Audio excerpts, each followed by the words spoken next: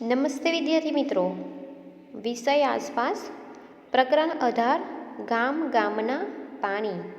મિત્રો, આ પ્રકરણનો ભાગ 1 અને ભાગ 2નો વિડીયો દ્વારા આપણે જાણકારી મેળવી કે સૌપ્રથમ આપણે જોઈએ તો કે ક્રિપલના ઘરે જ્યારે મહેમાન આવ્યા ત્યારે મહેમાનને પાણીના બદલે ઠંડુ પૂછવામાં આવ્યું.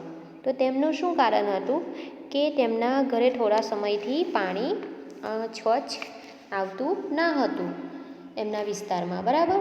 જેથી તેમણે ક્રિપલના ઘરે મહેમાન જે આવે છે એમને મહેમાનને આવું પાણી ના અપાય, જેના કારણે તેઓ ઠંડુ માટે પૂછે છે.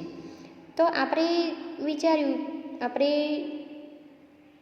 એના દ્વારા વાત કરી કે ક્રિપલના પરિવાર પણ જો આ પાણી પીએ તો બીમાર પડે. ભલે તેઓ સારું વિચારીને મહેમાનને પાણી ના આપ્યું, બરાબર, પણ તેઓ એ પાણીને સ્વચ્છ બનાવીને પી શકે છે પોતાના ઘરે, બરાબર. તેના માટેની રીતો આપણે જોઈ કે પાણીને ગાળીને ઉકાળીને પી શકાય, જેમાં ક્લોરીનની ગોળીઓ નાખીને પી શકાય, બરાબર. એ પ્રમાણે પાણીને જંતુરહિત કરીને તેઓએ પણ ઉપયોગમાં લેવું જોઈએ, તેની વાત કરી હતી આપણે. ત્યારબાદ આપણે અંજુ મેડમને જે સમાચાર પત્ર વાંચીએ છીએ જેમાં ખબર પડે છે કે એમના વિસ્તારમાં પીવાના પાણીમાં ગટરનું પાણી ભરી ગયું હોય છે, જેના કારણે ઘણા લોકોને ઝાડા ઉલટી થઈ ગયા હતા. અને તેથી અંજુ મેડમને આ સમાચાર પત્ર વાંચે છે જેના દ્વારા જાણ થાય છે. તો તેમણે તરત જ છાયાબેનને કહે છે કે જે સ્મિતના મમ્મી છે એમના કહે છે કે પાણી આગલા દિવસનું બધું ધોરી દે અને બીજું પાણી આપણે ગરમ કરવા માટે મૂકી દેવા કહે છે. તો આપણે જોયું કે પાણી ચોખ્ખું કરવાની જે અલગ અલગ રીતો હતી તેમની પણ આપણે વાતો કરી હતી, બરાબર. તો હવે આપણે આગળ જોઈએ. જાતે કરો અને ચર્ચા કરો. છેલ્લા 1 મહિનાના સમાચાર પત્રોમાં પાણી સંબંધિત બધા સમાચારો જુઓ અને છાપામાંથી કાપી એકઠા કરો. એક મોટા કાગળ પર બધા કાપેલા ભાગ ચોંટાડો. વર્ગખંડમાં ચર્ચા કરો. આપણે પેપર વાંચવાની વાતો કરી કે પેપરની અંદર સમાચાર પત્ર આપણે વાંચીએ તો આપણને જુદી જુદી માહિતી જે અલગ અલગ પ્રકારની આપણને જાણવા મળે. રોજના સમાચાર આપણને જાણવા મળે કે દેશ દુનિયામાં શું ચાલી રહ્યું છે, બરાબર. તો આ પ્રમાણેની વિગતો આપણને જે અંજુ મેડમે વાંચ્યું કે પાણી ખરાબ આવી રહ્યું છે તો તેમના વિશે જ્યારે સમાચાર પત્ર વાંચ્યું તો જાણ થઈ, બરાબર. જો સમાચાર પત્ર સમયે ના વાંચેલું હોત તો તેઓ પણ આ પાણી પીતા જ રહેતે અને બીમાર પડવાની સંભાવના વધી જતે, બરાબર ને. તો આ પ્રમાણે પેપર વાંચીએ આપણે તો આપણને જાણકારી તરત મળી જાય. તમને ક્યારેક ઝાડા અને ઉલટી થયા છે ત્યારે તમને કેવું લાગ્યું હતું? જ્યારે ઝાડા અને ઉલટી થાય ત્યારે આપણા શરીરમાંથી પાણી ખૂબ જ ઓછું થઈ જાય છે, જે શરીર માટે નુકસાનકારક છે. આપણા શરીરમાંથી ઓછું થયેલું પાણી ફરી પૂરું પાડવું મહત્ત્વનું છે. ઝાડા ઉલટી થાય ત્યારે ખૂબ જ પાણી પીવું જોઈએ. આપણે પાણીમાં થોડું મીઠું અને ખાંડ પણ ભેળવવા જોઈએ. મિત્રો, ચક્કર આવ્યા હોય કોઈકવાર આપણને તો પ્રેશર જે છે એ શરીરમાંથી થોડું ઓછું થઈ જાય કોઈકવાર, તો આપણે ખાંડ ખાઈએ, મીઠી વસ્તુ કંઈક, બરાબર, જેનાથી તરત પાછું એ કવર થઈ જાય. તો મિત્રો, ઝાડા ઉલટી થાય ત્યારે તમે સૌ જાણતા જ હશો, આપણા કુટુંબમાંથી આપણને સભ્યો એ માહિતી બધાને છે જ જાણકારી કે શરીરમાંથી આપણે ઉલટી પણ કરીએ તો બધું પાણી સાથે ખાવાનું બધું નીકળી જાય અને પાણી પણ નીકળી જાય, બરાબર. તો આપણા શરીરમાં જે પાણીનું ખૂબ જ મહત્ત્વ છે મિત્રો. પાણી બને તેટલું આપણે વધારે, બરાબર, દિવસમાં આપણે 6 થી 7 ગ્લાસ પાણી પીવું જોઈએ, બરાબર. તો એ પ્રમાણે જો આ ઉલટી થાય તો કેટલું બધું પાણી આપણા શરીરમાંથી ઓછું થઈ જાય અને જેના કારણે આપણને તકલીફ પડે વધારે, જેના કારણે આપણે જો ઉલટી થવા લાગી હોય તો આપણે પાણી પીવું જોઈએ, બરાબર. ઝાડા ઉલટી થાય તો આપણે પાણી વધારે પીવું જોઈએ. તો તેમાં આપણે ખાંડ અને મીઠું ઉમેરીને પી શકાય, જેના કારણે થોડી આપણને શક્તિ મળી રહે, બરાબર. મીઠા અને ખાંડનું મિશ્રણ બનાવીએ. ચાલો, મીઠા અને ખાંડનું મિશ્રણ તો તમને આવડતું જ હશે, આવડે છે ને. એક પ્યાલો ઉકાળેલા પાણીમાં 1 ચમચી ખાંડ અને ચપટી મીઠું નાખો અને ઠંડુ થવા દો. આ મિશ્રણને ચાખો. પાણી આપણા આંસુ કરતાં વધારે ખારું થવું જોઈએ નહીં. આપણા આંખમાંથી જે આંસુ પડે ખારા હોય છે, તો ખારા એના કરતાં ખારા થવું જોઈએ નહીં. ખાંડ અને મીઠું જે પાણીની અંદર તમે ઓગાળવાના છો, તો એ મીઠું વધારે ના નંખાઈ જાય તેનું ધ્યાન રાખવાનું. મીઠું થોડું જ નાખવાનું હોય છે, ખાંડ નાખવાની હોય છે, બરાબર. તમે લીંબુ શરબત પીતા છો તો પણ આ પ્રમાણે થાય છે. પહેલાં ખાંડ ઓગાળી દેવાની હોય છે પાણીની અંદર, ત્યારબાદ લીંબુ અને મીઠું ત્યારબાદ ઉમેરવાનું હોય છે. જ્યારે વ્યક્તિને ઝાડા અને ઉલટી થયા હોય ત્યારે આ મિશ્રણને પીવડાવવું. સાથે હળવો ખોરાક આપવો. નાના બાળકોને માતાનું દૂધ સતત આપવું જરૂરી છે. થોડી દવા લેવી પણ જરૂરી છે. તે ઘરે બનાવેલ પણ હોઈ શકે. જો ઝાડા અને ઉલટી બંધ ન થાય તો ડૉક્ટરની સલાહ લેવી મહત્ત્વની છે. આપણે ઘરગથ્થુ ઉપચાર સૌપ્રથમ, જેને પ્રાથમિક સારવાર આપણે કહી શકાય, કે આપણને કંઈક આ પ્રમાણે સામાન્ય કંઈક થયું હોય, મતલબ તબિયત બગડી હોય, બરાબર. તો આપણને ખબર છે તે પ્રમાણે આપણે આ પ્રમાણે ઘરગથ્થુ ઉપચાર પહેલાં કરી શકીએ. પરંતુ એનાથી જો કવર ના થાય, બરાબર, તો આપણે ડૉક્ટરની સલાહ લેવી પડે મિત્રો, બરાબર. બહુરા ના જોવાય, બરાબર. આપણને સારું લાગે તો સારું છે, પરંતુ જો આપણને વધારે આ પાણી પીતા પર વધારે આપણને બેચેની લાગે, વધારે ખરાબ થાય, તો આપણે ડૉક્ટર પાસે જવું જ પડે. શાળામાં પાણીની માહિતી. તમારા વર્ગના વિદ્યાર્થીઓના 3 જૂથ બનાવો. એક જૂથ શાળામાં પીવાના પાણીની ગોઠવણી વિશે જાણકારી મેળવે. બીજું જૂથ શાળાના શૌચાલયની વ્યવસ્થા વિશે જાણકારી મેળવે. ત્રીજું જૂથ વર્ગના બાળકોને થયેલ બીમારી વિશે જાણકારી મેળવે. હવે આ પ્રમાણે તમે શાળામાં હોય તો આ પ્રમાણે જૂથ બનાવ્યા હોય તો એ પ્રમાણે તમે જાણકારી મેળવી શકો છો, બરાબર. ચાલો જોઈએ. નીચે આપેલા પ્રશ્નો દરેક જૂથને માહિતી એકઠી કરવા મદદરૂપ બનશે. આના થકી જૂથ બનાવ્યું હોય, બરાબર, અલગ અલગ, તો એમાંથી આપણને જાણકારી મળી શકે.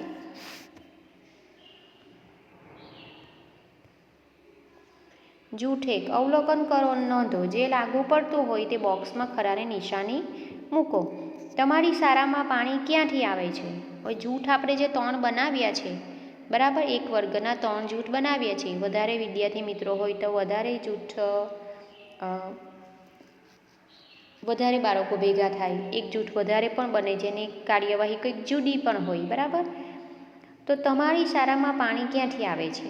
તો એ જે જૂથ બનાવેલું હોય એ જાણકારી મેળવે, માહિતી પ્રાપ્ત કરે કે નળમાંથી આવે છે, હેન્ડપંપમાંથી, અન્ય બીજી જગ્યાએથી, ટેન્કમાંથી, બરાબર. એ પ્રમાણે જાણકારી મેળવીને એમાં ટીક માર્ક આપવાનું છે. તમારી શાળામાં તમે પીવા માટેનું પાણી ક્યાંથી લો છો? એ તમે નળમાંથી લેવો છો, ટેન્કમાંથી લેવો છો, હેન્ડપંપમાંથી લેવો છો, કે અન્ય બીજી રીતે કોઈક પાણી મૂક્યું હોય તમારી શાળામાં, તો એ પ્રમાણે ટીક માર્ક કરવાની. જો નળ, માટલું અને હેન્ડપંપ ન હોય તો તમે પીવાનું પાણી ક્યાંથી મેળવશો? બરાબર. જો નળ અને માટલું, હેન્ડપંપ પણ ન હોય તો પાણી ક્યાંથી મળે મિત્રો? તો એ બધી માહિતી જે છે, એ બધી જે પ્રશ્નો અહીં છે, તો આપણે શાળામાં હોય તો આ પ્રમાણે જૂથ બનાવીને એની જાણકારી મેળવી શકાય, બરાબર. તમે સૌ જાણો જ છો કે શાળાની અંદર કઈ વ્યવસ્થા છે, બરાબર. ચાલો, બધા જ નળ અને હેન્ડપંપમાં પાણી છે? તો હા, આપણે ત્યાં આપણે વાત કરીએ આપણી શાળામાં, તો આપણી શાળામાં બધી જ વ્યવસ્થા સરસ છે જ, કે નળની અંદરથી તમે સારું પાણી એટલે કે ફિલ્ટર પાણી તમે આપણે ત્યાંથી મેળવી શકો છો, બરાબર ને? જો ગામડાની વાત હોય શાળા, તો એમાં આ પ્રમાણે ઓપ્શન હોય છે, તો તેમાં કરી શકીએ. પરંતુ આપણે ત્યાંની વાત કરીએ તો આપણે ત્યાં એવી તકલીફ કોઈ નથી અને આપણને શુદ્ધ અને સારું પાણી પીવા માટે તમને આખો દિવસ અહીં મળી જ રહે છે મિત્રો, બરાબર ને? તો એ વધારે આપણને લાગુ પડતું નથી, એટલે લાગુ નથી પડતું એવું નથી, પરંતુ તમે નળ પણ ઠીક કરી શકો છો, બરાબર? જે નળમાંથી તમે પાણી મેળવો છો તે 24 કલાક માટે તમને સારું પાણી મળી રહે છે. કોઈ નળ ટપકતો અથવા લીક થતો હોય તો તમે શું કરશો? કોઈ નળ ટપકતો લીક થતો હોય મિત્રો, તો એ નળને બંધ કરવો પડે, બરાબર ને? અને લીક કાયમ માટે જો એ નળ બગડ્યો હોય, તો મારા ઘરની વાત શું કે આપણા શાળાની વાત કરીએ તો, કે જો નળ લીક થતો હોય તો એને રિપેર કરાવી દેવું પડે, બરાબર ને? કારણ કે એમાં પાણી પછી જતું રહે, બરાબર? થોડું થોડું પાણી જયા કરે તો એ ખોટું પાણી વેસ્ટેજ જાય, બરાબર ને? તો એ નળને તાત્કાલિક આપણે રિપેર કરાવી દેવું જોઈએ. બધા માટલા પાણીથી ભરેલા અને ઢાંકેલા છે? શાળાની વાત કરી છે અહીંયા મિત્રો, કે બધા માટલા પાણીથી ઢાંકેલા છે, તે આપણે ત્યાં તો આપણે સીધા નળની અંદરથી સારું પાણી મેળવીએ છીએ, બરાબર? માટલા અને પાણી ભરવાના બીજા કયા કયા વાસણો રોજ સાફ થાય છે? આ બધા પ્રશ્નોના જવાબ આપણને લાગુ પડતા હોય તેની ઉપર તમારે લખવાનું છે. પાણીને પીવાલાયક કેવી રીતે બનાવાય?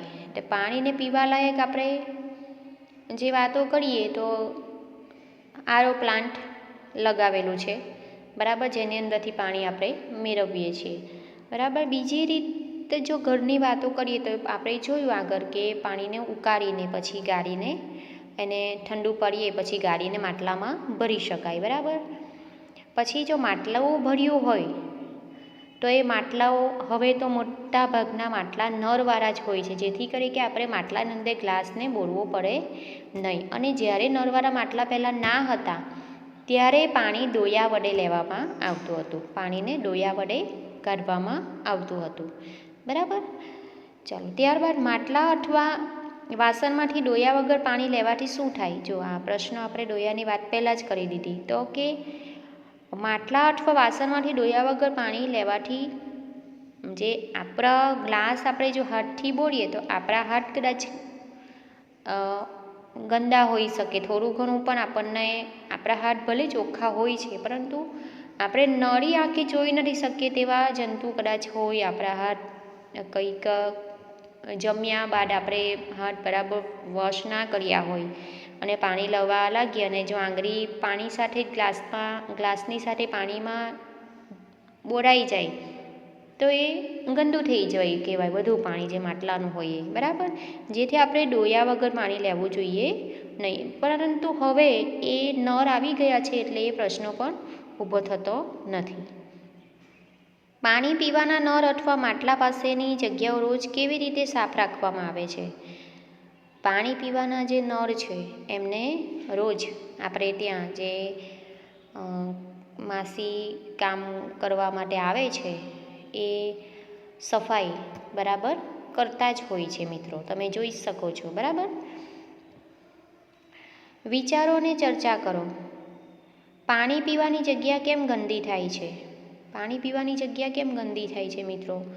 તો કે પાણી જ્યાં વાતો કરીએ આપણે તો બાળકો હોય તો પાણી પીવાની જગ્યાએ વારંવાર પાણી પીવા માટે આવે છે, તેના પગની અને ચંપલની માટી એ જગ્યાએ લાગે તો અને નીચે પાણી પડતું હોય, બરાબર? તો જે ચંપલ બૂટ પહેર્યા હોય એ પાણી ઉપર બૂટના પગલાં પડે તો એ બધું ગંદુ થઈ જાય એ રીતે જગ્યા, બરાબર? આ જગ્યા સાફ રાખવા આપણે શું કરી શકીએ?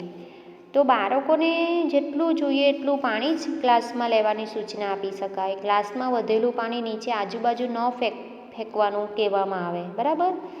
પીવાના પાણીની જગ્યાએ નીક બનાવી શકાય, જેથી પાણી બધું ત્યાંથી વહી જાય. જો થોડું ઘણું ઢોરાયું હોય તો ત્યાં જમા ન થાય અને નીક દ્વારા બધું પાણી વહી જાય, બરાબર.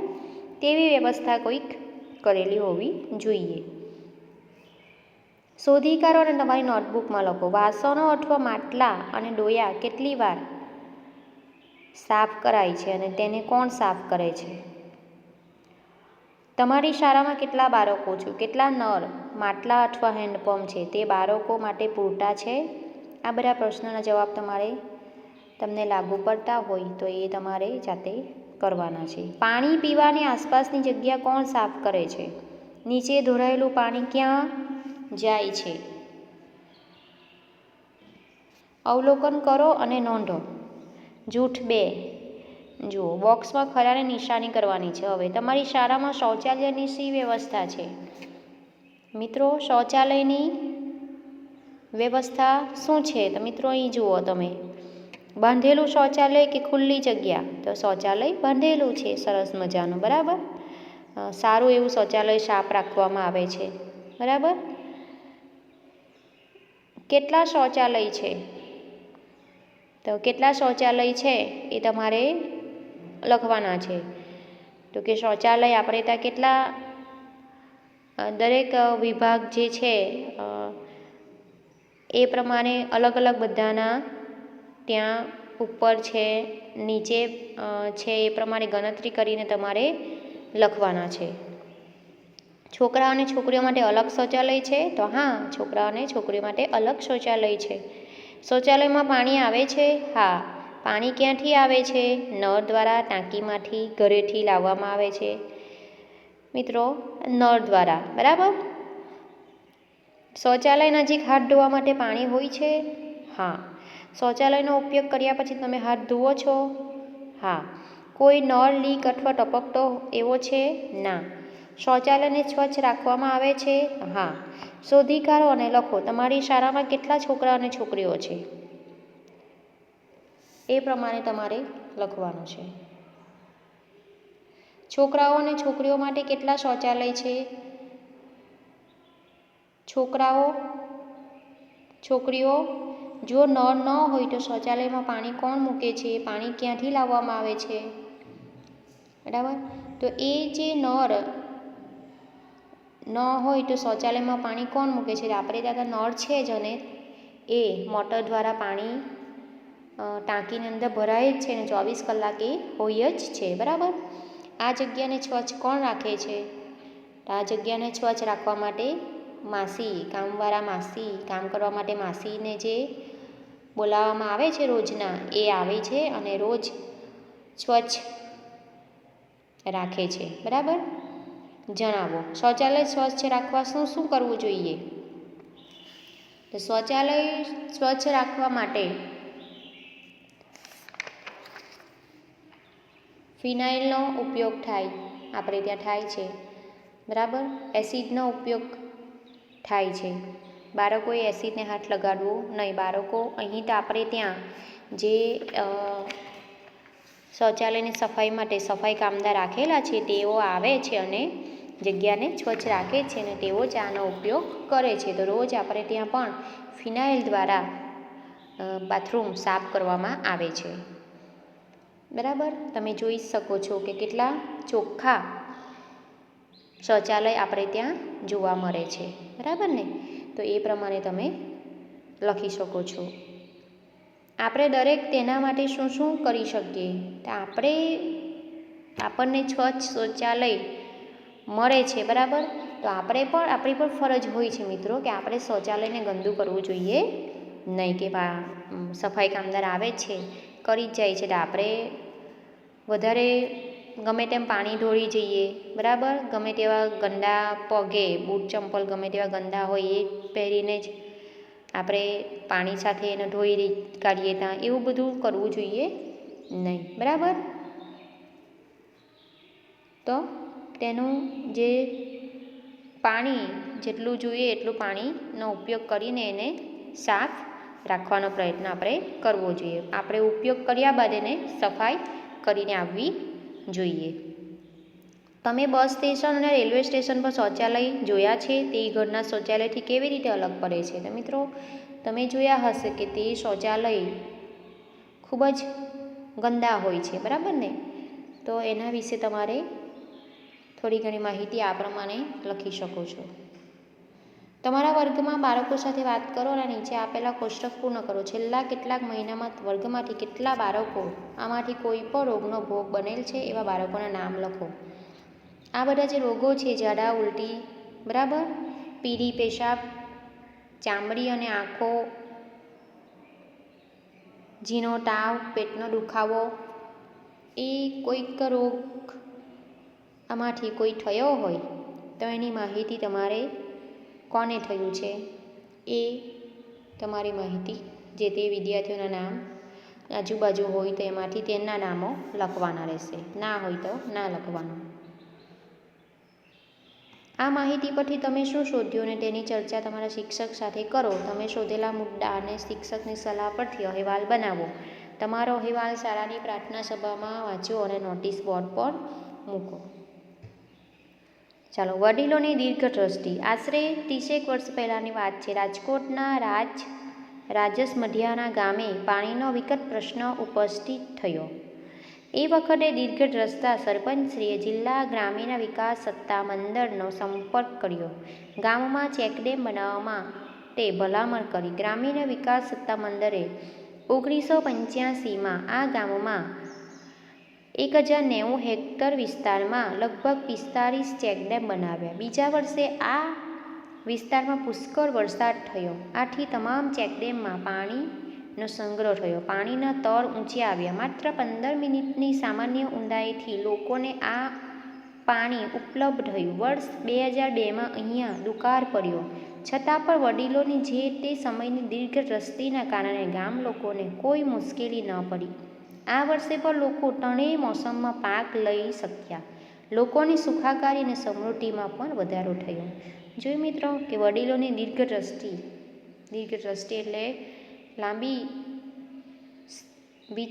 આગળનું વિચારીને જેમણે આ ચેકડેમ બનાવડાવ્યા અને જેના કારણે જ્યારે દુકાળ પડ્યો છે છતાં પણ તેઓને આ ચેકડેમમાં પાણી ભરાયેલા હોવાથી પાણી લોકોને મળી રહ્યું, એની તકલીફ પડી નહીં. ને આજે પણ જેના કારણે આ ચેકડેમના કારણે લોકો ખેતી દરેક મોસમનો પાક લઈ શકે છે, બરાબર. તો આ જે વિચાર કરીને જે ચેકડેમ તે સમયે બનાવડાવ્યા